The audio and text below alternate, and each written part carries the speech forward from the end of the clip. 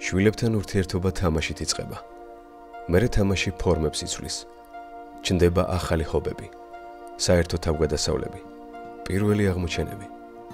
ბავშვები სამყაროს სუფთა, დაუფარავი ინტერესით აკვირდებიან და მამებთან გატარებულ დროსაც სულ სხვა მნიშვნელობას ანიჭებენ.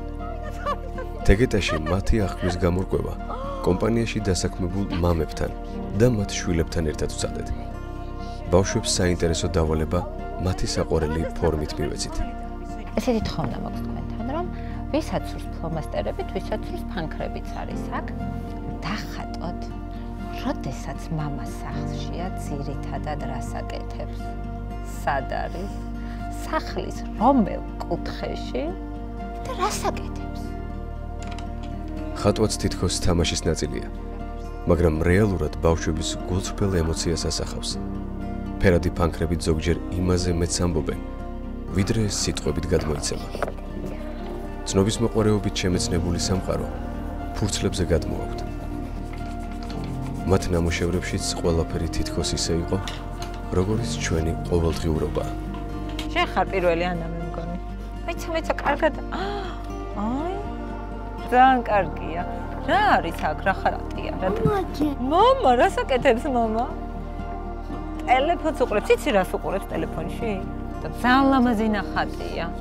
აბა შემდეგი ვინ იქნება? კი, ძალიან ლამაზი ნახატია. მამა უყურებს ფეხბურთს. ელენე, გაჩვენე შენი ნახატი. ნახე რა ლამაზი ცისარტყელა ნახატი.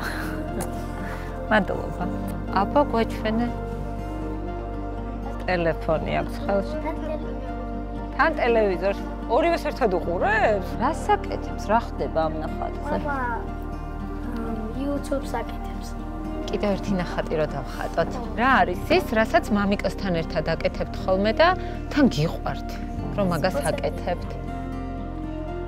მეორე დავალების შესრულებისას ბავშვები ცდილობდნენ მამებთან ერთად გატარებული დროის მთელი სიხარული და სითბო ნახატებში გადმოეტანათ.